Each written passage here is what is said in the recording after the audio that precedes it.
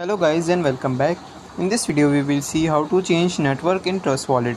So let's start this video. So it is very simple. You just have to log in into your Trust Wallet application, write down your password, and once you are on the home page, you will see many cryptocurrencies and their preferred network.